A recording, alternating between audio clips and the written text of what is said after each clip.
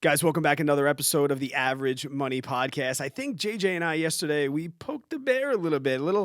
Post the same video about how we are exiting from the Robinhood app. And man, the feedback it was coming in strong. It was coming in waves, and definitely led to the point where I think we needed to sit down and talk about it and explain it in a little bit further detail in this long form content.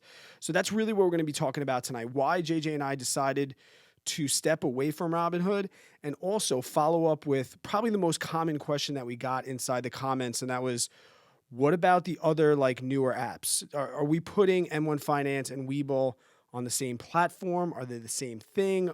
Are you getting out of those? We're pretty much going to touch upon those three tonight. To get into all the brokerages would take us an eternity, and that will probably be a part 2 episode. Tonight, we're going to focus on really just Webull, Robinhood, M1 Finance, our thoughts. We've used them, we've experienced them, and we have pretty much pros and cons. And I don't think that it's going to be a situation where everyone needs to run from these apps, and you'll kind of get an idea of what we're talking about. If you are new to the podcast, my name is Brad Finn. I am joined every single week with the one and only JJ Buckner. JJ, what are you drinking tonight, bud?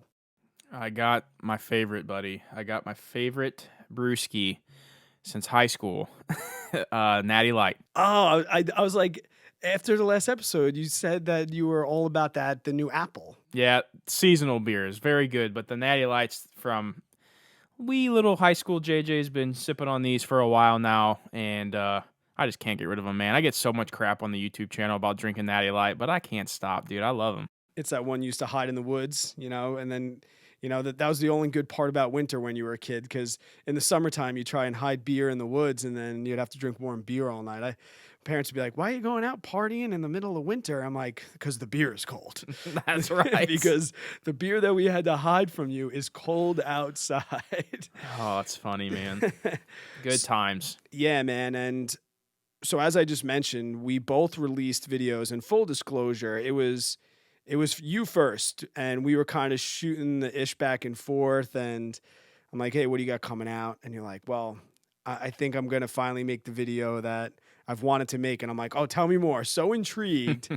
And you're like, "I think I'm going to step away from Robinhood." And it hit me like a ton of bricks, because I've been in the same exact mindset. And I mentioned in my video, there's times in your life where you just feel like you just have this gut instinct, but you don't want to bring it up because you think you're going to sound like an idiot. And then you hear one of your friends say the same thing, and it was just like such a relief. And I was like, "Amen, brother. Is it cool?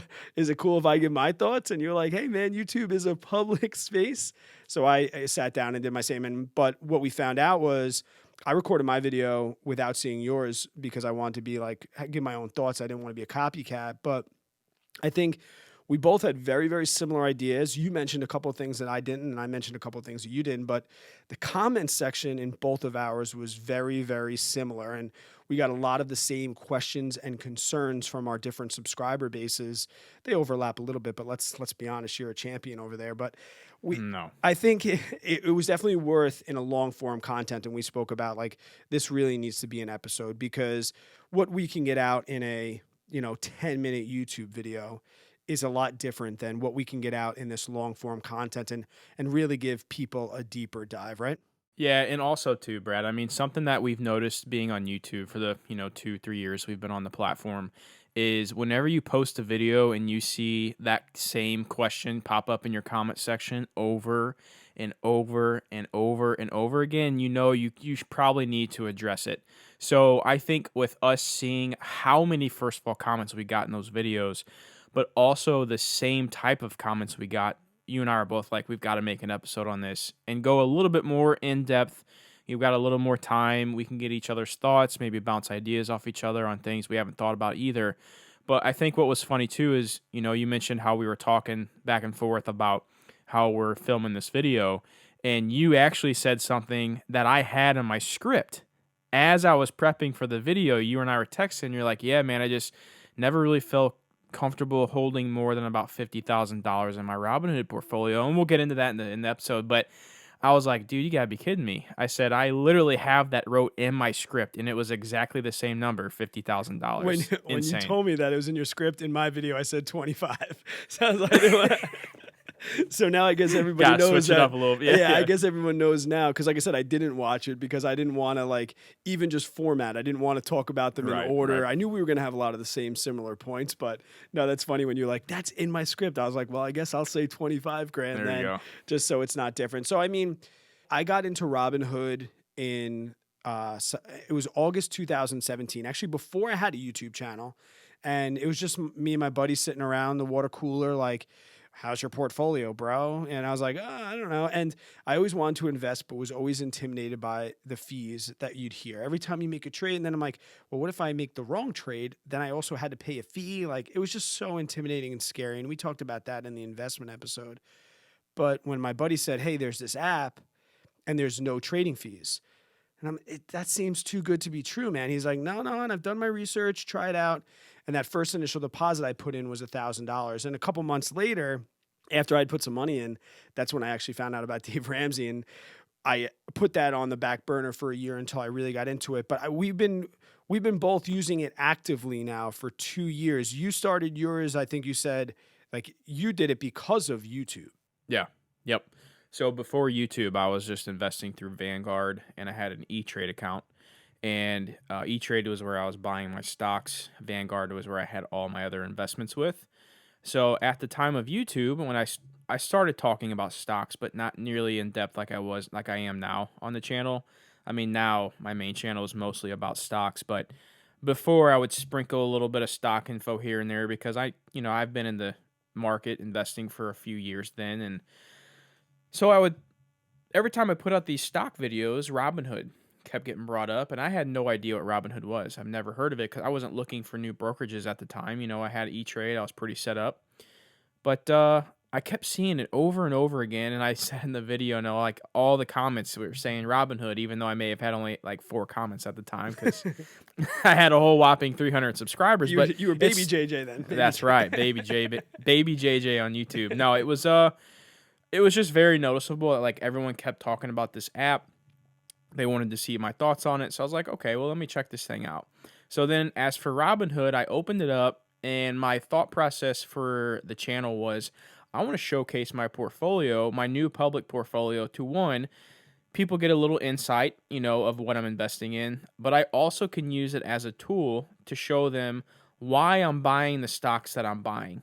So whenever these new stocks get added in my portfolio, or when I maybe average up in a position, that's kind of the reasoning why I downloaded Robinhood, and then the rest is history. I honestly fell in love with the app, and I want to make sure we let this be known. Like, this episode isn't to bash on Robinhood. I know Brad and I have both been using this platform for literally over 2 years now, and it is an amazing app. There's just a lot of things, though, that need to be fixed that I don't feel comfortable letting my account grow to where hopefully it gets over the next few years. And I felt like it needed to be changed. I needed to make the change. It's a progression. That's really what it is. And a lot of people had the same sentiment in my comment section that there's nothing bad about it. And we're going to talk about the pros and cons of it. But we keep saying this like as it grew, as it grew. And I just frankly, at the end of the day, I couldn't picture waking up and saying I have $250,000 in an app that, with the cons that we had. And that's really what it was. I have learned virtually everything I know about trading stocks, trading options, and researching stocks. I owe, just like I owe my debt-free journey to Dave Ramsey, but I don't agree with him anymore and had to move Mhm. past him and find my own path and find something that was different for me at this particular time. That's the same thing. Like I still recommend Robinhood. I'm still going to trade options with it because the fees are zero on trading options. But like you mentioned, there was things that when I had a smaller portfolio, I could stomach and I could deal with. And I could say, okay, if ish really hit the fan, I'd be all right. Yeah. But now I'm thinking about, are the same things that are bothering me now. This is like a forward thinking play. Like right now, it's my portfolio was like 17,000 and I had like 10,000 or 15,000 in cash. So it was maybe like $30,000 total. I was more forward thinking. The same things that were bothering me right now, that was just going to exponentially grow as the portfolio grew. and my worrisome and all the things that I say keeping me up at night, but you know what I mean. That's a figure of Right. speech. It Right. was, I just couldn't picture it 2, 3 years down the line with the growth that my portfolio is having being in that position. Yeah, I agree with you, man. It's one of those things where it's kind of nice to nip it in the butt now Hmm. before you let it grow and pester, and then it's kind of a big issue down the road. Which again, there's ways that you can get out of it and transfer stuff through Robinhood, and we'll get to that get to that in a second. But yeah, man. So like, you just want to run through? I want to hear some of your thoughts. Do we do first they're sour, then they're sweet? Do we do the good cop first, or we do the bad cop first? We can go good first. I'm usually a bad first type of guy whenever we're talking about news or something like that. But let's give Robinhood the benefit of the doubt here, and let's talk about some of the reasons why we enjoyed the app. Because I could have used Robinhood when I first started in YouTube, absolutely hated it, and never used it again.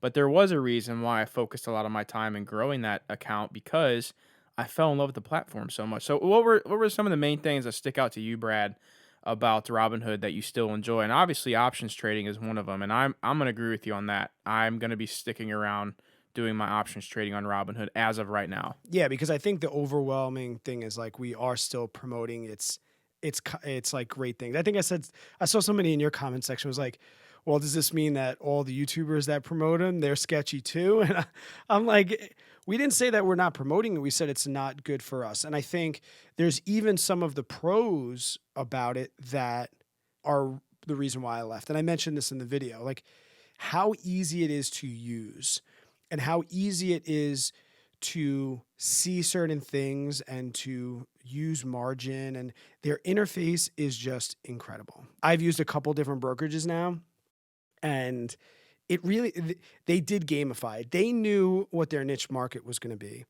They knew that they were going to be targeting new investors, and I think that's okay, but it's sleek, it's clean, it cheers for you when you win. Like those are really good things. And it needs to be mentioned that they are the reason that the big dogs have commission free trading. When Robinhood came out and said they were going to do commission free trading, I guarantee you all of these bigger banks that have been around for decades were like, well, let's see how that works out for them. And then a year, 2 years, you started seeing some of these major players come back. So we have to give them credit there. The 0% fees for trades and transactions, that's a big deal. And there's going to be people that nitpick that, like, oh, they make their money on the secret 2 cents every time and they work in it. Listen, it's not the $7 that you used to pay per trade on Vanguard. You know, it's if they're finding a couple cents here and there to make some money, okay.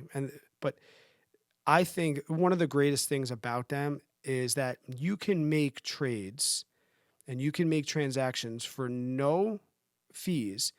And with the fractional shares that they have, you can be an ultimate beginner. You can literally go in there with $10, where if you did that with a major player a couple years ago, I think when I first opened an E-Trade account, it was like $4.50 a trade. So if you wanted to invest $25, you had to put in another $5, which is, 25% of that investment just to make the trade. So I think, and myself included, they gave people like me that were a little bit on the fence, like, I don't know if I should do this.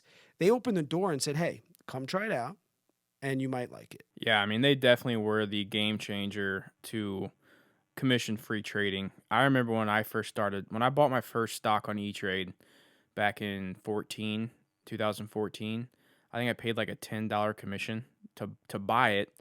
And that was like my initial investment that I put in my account was $500. So, I mean, $10 is on $500, and then you got to sell it too. So when you sell it, you got to pay another $10. So there's $20 out of your original purchase. That I don't know what that comes out as a percentage, but that's a big decrease for just buying a couple shares in a company. Yeah, and they've also done really good progressive things to change and add things. I Yeah, like think. the drip. Yep. When that came out, that was a part of the reason that, when I was first thinking like, all right, I need to get out of here because I wanted to take advantage of drip and fractional Mhm. shares. That was one of the reasons, like that was a good fix. And also too, currently right now, even to date, whether you are for it or against it, they are one of the only traditional brokerages, big dogs, big companies, and the other apps we're going to talk about today that allow you to buy crypto. And like I said, I'm not a crypto guy, but I know there's crypto people out there. And if you are a crypto person right now, really your only brokerage besides the ones that are specifically built for cryptocurrencies, if you they're the only app right now and the only brokerage that I know of that you can go on and you can buy 10 shares of Apple and 10 grand of Bitcoin in the same app in the same place. And that's something that they're definitely trailblazers. They're setting the bar in a lot of areas that all the other brokerages need to catch up to. Yeah, no, I agree. I did notice though about the whole cryptocurrency thing with Robinhood, and I'm not prepared really to talk about all the different issues, but there are some issues when purchasing crypto on Robinhood. Okay. I'm not prepped enough to be able to go into it into detail. So I would highly recommend if you're thinking about doing that, look into it maybe a little bit, or maybe that's something you and I can talk about at a later episode or something like that. But just do your research before purchasing crypto through Robinhood. I'll just say that because I know there have been some things when I was looking into it.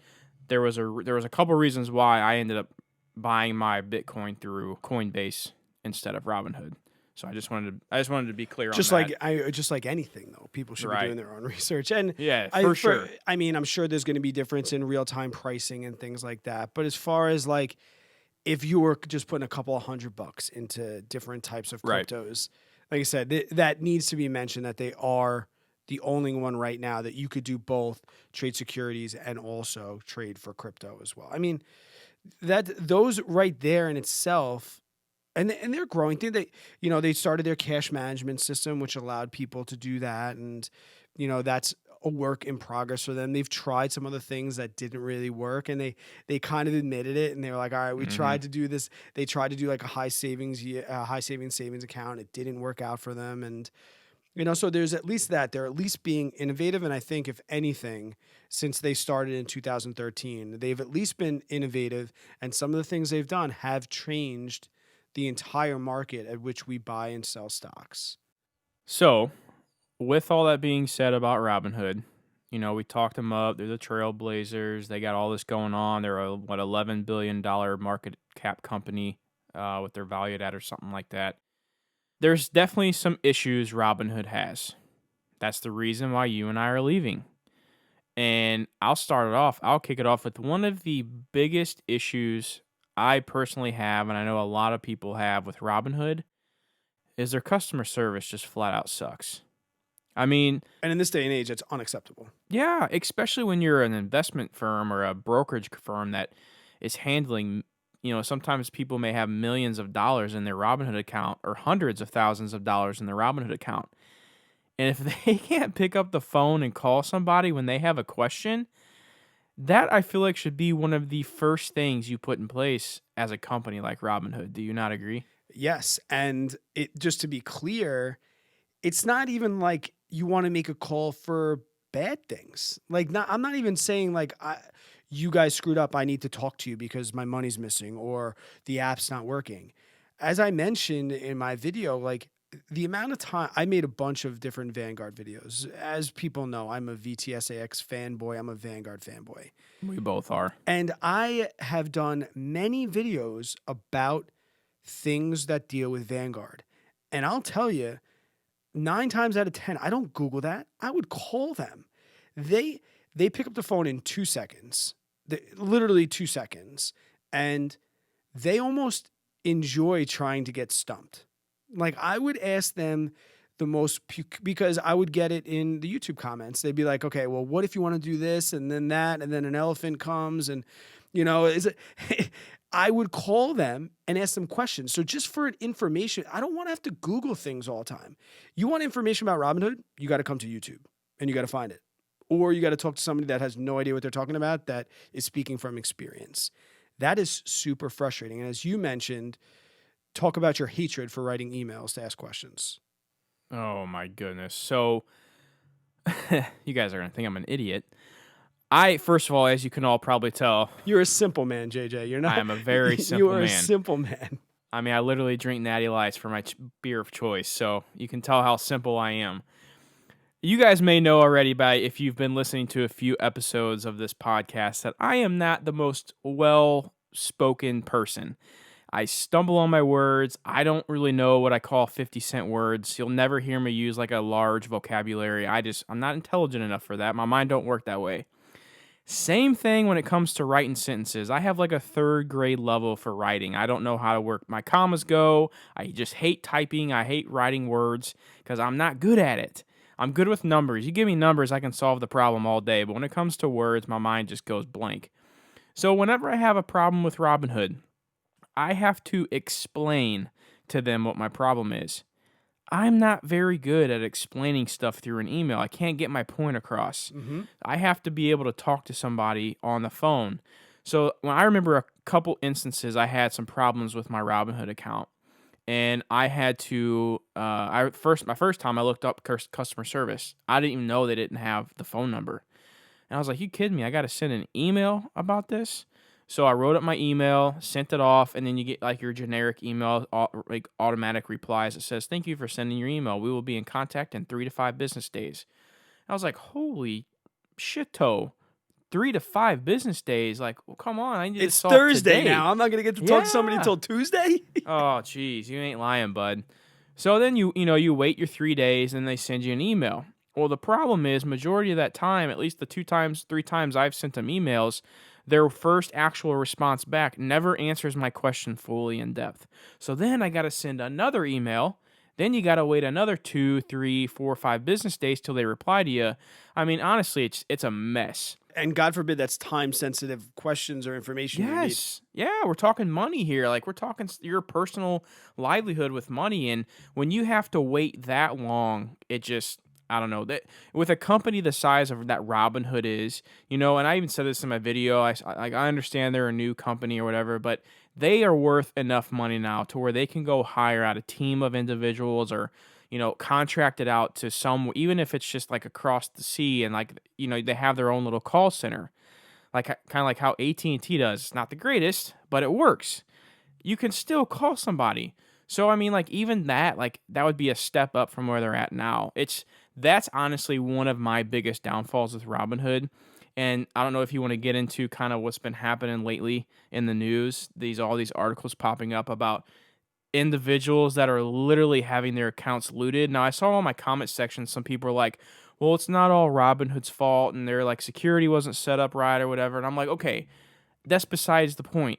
They still didn't have a phone number or an emergency contact that they could pick up and call Robinhood. That's a problem." Andre Jink made a great video just talking about that, and I'll get to it in a second. But yeah, no, just to finish up and wrap up what you were saying, like it's been 7 years, and also the frustrating thing is that they can't do that. But as a creator, maybe not everybody that uses the app knows this, but as somebody that has an influence, I'll get emails from somebody trying to get me to promote them and their product and show up at FinCon with a team to get but they can't answer regular questions. Like, I feel like that was a little bit of a sting. But as far as the looting thing, and I mentioned this quickly in the video, it was a two-factor authorization issue, and people were stealing emails and getting in and going through all the stuff. And what I said in the email is whether it's Robinhood's fault or not, it still happened and it still made the news. And I said that and somebody commented, well, there's been hacks all over different things. Just Robinhood's under a microscope. Okay. That's fine. They're under a microscope and they catch heat for a lot of things, just like big political figures. They say things and it becomes a bigger deal than it is. Yeah, okay. But it still happened, man. It still happened. And there's just, for me, no reason to roll the dice and have that. Like in Andre's video, he went through like a 10-step process to make yourself safe. And I was like, oh, okay, well, I'm going to do this. And this was before we talked about making the video. This was like last week. And when I saw the video, I was like, here we go again with Robinhood. So I watched the video. I'm like, okay, maybe I just have to swipe things, turn a little things up. And he's like, no, you had to like download an app that was going to protect you and send some authorizations, and you would have a code and you'd have to write down the backup code because if you ever lost your phone, you need that code. And if you lost that code, you're effed. Like, I'm just like, why are we gonna go through all of this now for a couple $100, a couple $1,000? Maybe it's not that big a deal for you. That dude's got like almost 300K. Yeah, it's true. That's a much different playing field. And I couldn't sleep a night with $300,000 in my Robinhood account. to me, the looting thing of recent was not that big of a deal. The thing that's bothering me recently, and we talk about it, comes up in my Discord on a daily basis, is logging in and this features that are not available due to high volume. And I'm like, what are you to back to how big you are? High volume, they need more servers and bandwidth. Like we talked to Bryce, that's easy to do. Like why am I going in there and things aren't updating on a real time basis? And I don't mean like stock prices and stuff because all that's good, but like you buy a stock, your cost basis doesn't update sometimes for a couple days. Now you're like, Brad, why the hell does that matter? Well, for me, somebody that's selling covered calls and the strike prices that I choose are dictated by a lot of what my cost basis is for a stock. If I'm calculating that by myself, it's just like, once again, why? Why do I need to do that? And once again, we're also seeing that like these are advanced things that you and I are dealing with that the average person that's starting to invest or learning how to invest is not going to deal with, which is why it was okay for me a year ago, but now it's just not cool with me. And so for me, that's like the glitchy thing that's been going on. But for you, you had a more direct impact in March, right? I wasn't trading on Robinhood because I was getting my ducks in a row as far as maxing out all my other things that we talked about in the investment episode in episode 5. Like I was doing that first. So I wasn't directly affected in March, but you were, and that's something that's still stinging you, right? Yeah. So, and quickly to jump back to what you're saying on the bugs and stuff, like if you're a company that has this much, millions and maybe even billions of dollars, not under management, but in your platform, you need to be upgrading your service to not have those bugs and features that are down all the time. It's kind of just unacceptable. Here and there, it's a big deal. Like on Apple split day and Tesla split day, Yeah. okay. But on a Tuesday in the first week in October, I don't know, man. Yeah, no, I'm with you on that. And then, yeah, I mean, to touch on what you were mentioning, with what happened in March. So we all know COVID, really sprung up here like late February, March, and in the States, U.S. Well, with that, we had the crash that happened. We hit bottom around like the end of March. And during that time frame, as the market was taking a dive, me, as a long-term investor, I was pumped. I was, giddy like a schoolgirl. Yeah, yes. Well, the problem was, man, on 2 of the largest downfall days, red days that we had in the market, Robinhood decided to take a shit and just not let you even get on and trade. So there was 2 full days. I still remember clear as day. I was at my office, sitting at my desk, and I'm sitting watching the market just tank. I'm like, these deals are amazing. Seeing these companies at such low prices, it was just like a no-brainer. Mm-hmm. So it was one of those once-in-a-lifetime opportunity crashes. So I log on, and I'm like, okay, I'm going to go buy me some stocks for the public portfolio. Boom. Just keeps loading. And I'm like freaking out because I'm like, there is so many good buys that I want to purchase right now, and I literally can't do it. Like, the market's open. I should be able to buy stocks, and I simply can't do it because this app is crashed along with the market. And their position is, well, you didn't lose any money. Well, it's like, yeah, not really, but we wanted to make plays from the other side. We wanted to get our money in low, and essentially, like, if it dropped 30% and then 2 days later it recovered 15%, well, yeah, you didn't lose any money per se, but you lost the potential of 15% on your money on that recovery if you were able to get in.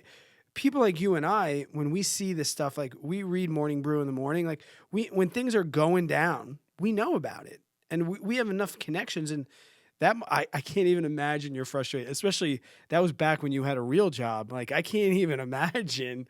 Oh, dude, it was rough, man.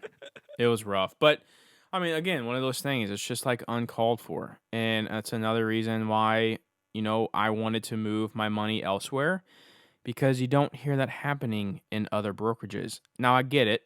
Robinhood's pretty popular. Right. There's a lot of stuff happening. There's a lot of new investors that went on the platform when the market did crash or right after. So I get it, but still, like, that's just something that's stung with me. And if it can happen twice, it can, or three times, it can happen four times. Yeah. And I don't want to be around in the app when it does happen. It did happen again, right? They're 2 times deep right now? I think I think it happened a third time. Yeah, it was, but they weren't as it was a little bit I of think it was like a half a day. it was bad timing too with that first one in March. I Yeah, can't even yeah, it imagine. But was. so is everything out? Are you keeping anything in there, or is no one's ever like taking what we say as gospel, obviously, but there's Right. people that trust our judgment, and there might be some people that that have the iPhone open and the app is wiggling back and forth and they don't know whether they should press delete or not. Is the app still on your phone? Does it still have a purpose? And should people be running for the hills? Great question. So yes, I still have the app on my phone, and I'm not closing my account. We mentioned this earlier in the episode. Is I'm mainly going to be using Robinhood for trading options. Will I make a switch down the road? And for those of you that saw my video, I'm transferring, my public portfolio over to Fidelity. So I may hit some options trades over there, see how it works. If I like the platform, then I may do a full switch, and then I will delete Robinhood off my phone. But for the meantime, no. And I do want to make this point again. Robinhood is a great app to start off on. It's a good app for beginners. It gives you a good idea of first. Just it's not so intimidating to go buy a stock. So then you get kind of comfortable buying stocks, and then you get the little more of a feel of how the market works. You kind of understand how everything's happening. So then once you start getting your account to a larger amount, luckily, you usually make most of your biggest mistakes in the beginning, which is good because you're not using a lot of money.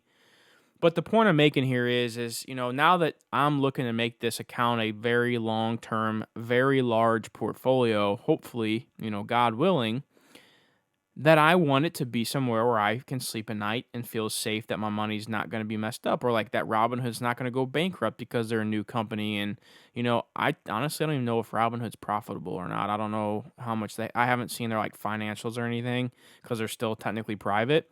But like that could happen too. Like Robinhood's such a new company. Like they're not set up managing or like have trillions of dollars or millions of dollars in the bank or billions of dollars in the bank like someone reputable like Vanguard or Fidelity or TD Ameritrade or Schwab or whoever it may be. Those guys have been around for a long time. Fidelity's been around since 1946. I mean, so they've been doing this for a while. They have this system set in place to manage high volume days, to make sure your account's not going to get looted, to make sure all these steps are in place to make you as an investor feel more comfortable in the long run. And two, we can circle back to, the reasons why you downloaded the app and the reasons why I really got back involved with it after paying off debt. And, it needs to be mentioned that we do have an online presence and we do make content that appeals to the audience that's watching our stuff. And I'm not going to get rid of the app at all. For me, you're going Fidelity, which I believe their options is like 65 cents a trade. Mm-hmm. I'm going to Vanguard, and we'll talk about them in another episode. But their Vanguard is $1 to open. They don't charge anything to close, but they're $1 to open, which is more than Fidelity. So if I'm making almost like 6 or 7 options trades a week, Yeah. that adds up. And I think that even from an options chain standpoint, Robinhood is a great app to do that on, and especially to learn on, especially when you're not losing and dripping and leaking money out paying fees. So I still have my 100 shares of AT&T in there. I still have my 100 shares of Aflac, my 100 shares of Wells Fargo, and my 100 shares of Pfizer. And I plan on still continuing to do the wheel strategy with those stocks in there. And there was also some comments, and I have to make it clear too, like I didn't sell off my Robinhood portfolio. I'm moving it over to a different platform. And I think by the time this comes out, you'll have a video on how to transfer those stocks. I went the other route. You can call up your new brokerage and, you can have them move them directly. You might have to pay a fee. Sometimes that brokerage will reimburse you. For me, my capital gains was actually going to be lower. I did some quick math and it was going to be lower than the fee Robinhood was going to charge, which I think is $75 to move it.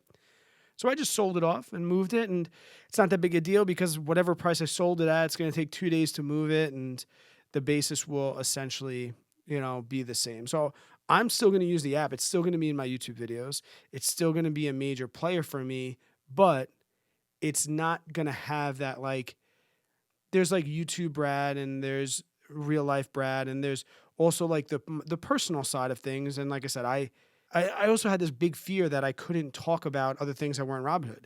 Like it was like I Mhm. kept putting YouTube and Robinhood on a pedestal. Like if I talk about my Vanguard brokerage account, no one's going to care. People just want to hear about Robinhood. And then I'm like, since I started my YouTube channel, people just wanted to know what I was doing and follow the journey. And I can still talk about the stocks that I'm buying. I can still talk about the stocks that I love, the stocks that I'm selling. I can still talk about all the things. The only difference is that I'm not going to be using a certain brokerage to do that on. And what we've done in the past doesn't dictate what we can do in the future Right, and how we right. feel. Like that comment that was in your YouTube video. Frankly, I could have been saying every single week that Robinhood was a god company and then today I'm allowed to change my mind, Yeah, and it's not going back on what I said, but you learn something new every day. for sure. And it's a buildup too, like there's a reason why I kept using Robinhood until the day I decided I'm fed up. It's time for me to move. One of the Mhm. questions that I got over and over again, and I think you got the same in our brief discussion about before starting this podcast episode, was people were, okay, we get it. We feel what you're saying. We understand that, okay, Robinhood, you're out. What about my M1 Finance? And what about my Webull? And we both use those platforms and we both have opinions about those platforms. Yep. And I think the same sentiment is true where I put these apps on the same playing field. I really do, as far as holding a large balance in them. I don't think either of those three I'm particularly ready to do that. But that, once again, just like Robinhood, doesn't take away from the pros and the cons of those other apps. And you just need to decide what the pros and the cons are and how they align with what your philosophy is. So I think we can wrap this up in the last couple minutes of this episode and really just talk. Let's talk about our experiences quickly with M1 Finance and Webull and why those are good platforms for some people and maybe not so good platforms and how they are inherently different than Robinhood. Yeah. So first, I want to mention that I personally would feel comfortable with M1 Finance because I've used the app. The whole pie system isn't the most exciting for me, but I feel comfortable enough promoting that app because I've used it. And also, the number one thing that I think bothered me with Robinhood was the customer service. And M1 has a phone number you can call. So that was like a big game changer for me to switch over to be like, okay, M1's legit. The pie system just doesn't really work for me that well. So, with that being said, there are some differences between Webull, M1, and Robinhood. And I think the main ones are just the customer service, which Webull doesn't have. Webull, you have to email customer service just like you do Robinhood.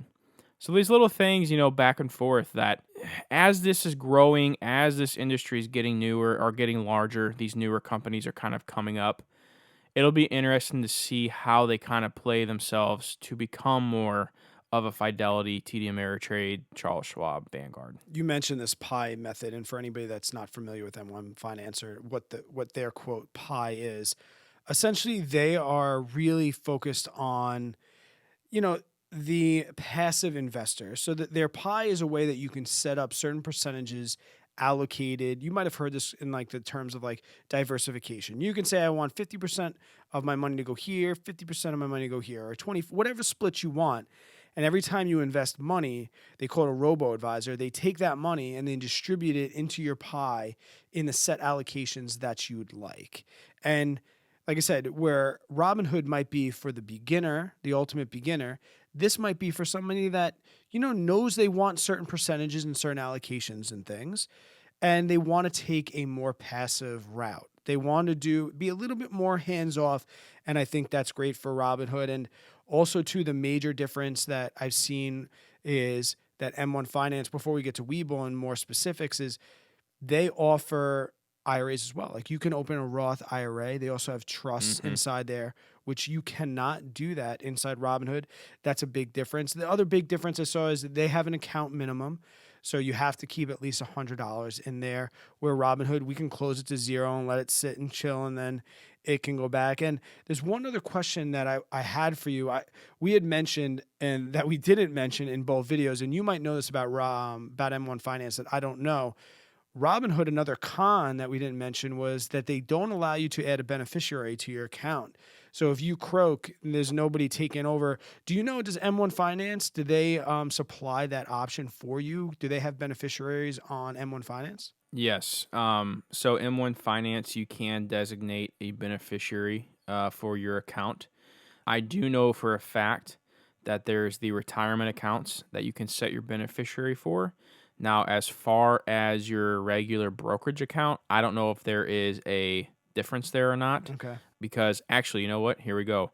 To add a beneficiary to a taxable account, which we're talking about here, your brokerage, you will have to complete the transfer on death form and send it to our accounts team at accounts@m1finance.com. So The option's there. there is the options there. You just maybe have to do an extra step. To where with Robinhood, you can't do it at all. Okay. So that's another reason why I like M1 as well. Which, by the way, if you guys want to sign up for M1 Finance, then we have a link in We, the description, yeah. and it really could help us out because this is a brand new podcast.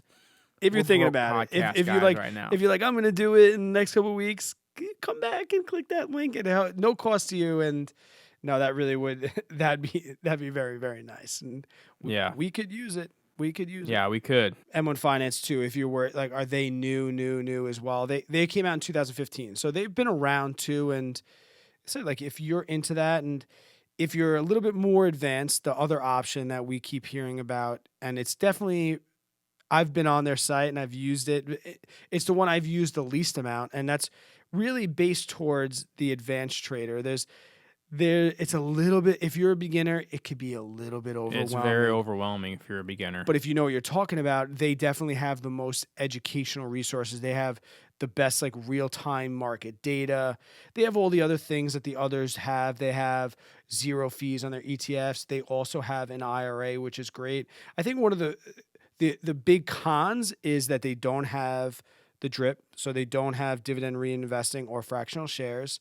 And that's like a big deal for me. But what they do have, and how they are trying to bring beginners in and learn about all these things that could be a little bit of analysis paralysis, they call it the paper trading. So you can actually go in there and make like mock trades and learn with almost like fun coupons, little fun money. And they allow you to do that and learn through the program. They're the newest. They opened in 2016. And, it's that when I first opened their app, I was like, oh, whoa, whoa, whoa. And it kind of like, it seemed like how your desk at work is an organized mess that only you know. Like I opened up the app and I was like, what that? But there's a learning curve just like anything. But I think it's great that they're giving that paper trading and allow you to do that. And that's something that I did like about Webull. Yeah, they got a lot of cool features, man, at Webull. I mean, they got, their stock screener. You can kind of screen through different stocks, IPO center. They have like calendars for when earnings and dividends and stock splits are going to happen. There's a lot of information over there. You can kind of do a comparisons over on Webull as well. So that's one of the reasons why I like it too. But again, with the whole customer service thing, that kind of lets me down on Webull. That's why I kind of feel like M1 is like, out of these three stocks, if we had to like touch on one of them, M1's probably one of my faves, and that's why I want to have that affiliate count in there, because if somebody does want to try it out. And it wasn't always high on our list. I remember in our mastermind calls when people were like plugging it, we were just like, I don't know. I'm happy with my little Robinhood. And Yeah, right. we've talked about this over and over again, like the open-mindedness and trying it out and realizing it. And I think before we wrap this up, there's one overwhelming umbrella issue as far as like the security of your money. These accounts, they are all insured by the SIPC. And They pretty much all have the industry standard. Now, some of the bigger companies like Fidelity and Vanguard and others that we'll talk about in a later episode, they can go above and beyond that standard. But JJ, do you want to just talk really quick? I know you know more about the insurance, like how your money, if somebody's new to this and they're like, well, Brad doesn't want a big account in there. What would really, if you weren't worried about Robinhood going under, what's the number that's like should be your threshold? As far as insurance wise, Yeah, it's for yes. yeah. I mean, so like the basis that if you're gonna be like a brokerage account, Robinhood, M1, Webull, or whatever, the base for your insurance, which through is SIPC, that is going to be $500,000 worth of insurance and securities, and that's including a $250,000 limit for cash held in the brokerage account that's waiting to be invested in. So that's kind of like your basis. And for the beginners, securities mean stocks. Yes, Yeah. correct. Yep. If we put these all, if we take everything we just said, like, and you don't have any of these, but you were thinking about it, essentially, if I was consulting somebody, I'd say like, as far as ease of use and the ability to learn and you want to learn about buying individual stocks, Robinhood is probably going to be the best like intro. Yes. It's going to be I the best agree. beginner.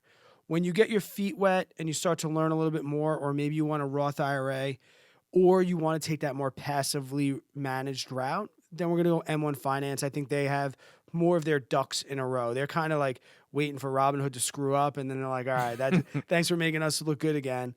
And then Webull is going to be more for the people that probably already own a brokerage account and probably have been trading stocks, and they kind of maybe just want like something on their phone, more mobile app or something like that to dive into and just try out. Would you agree with me there? Yeah, I do. And or even if somebody who wants to get into a little bit more of actual like trading as well.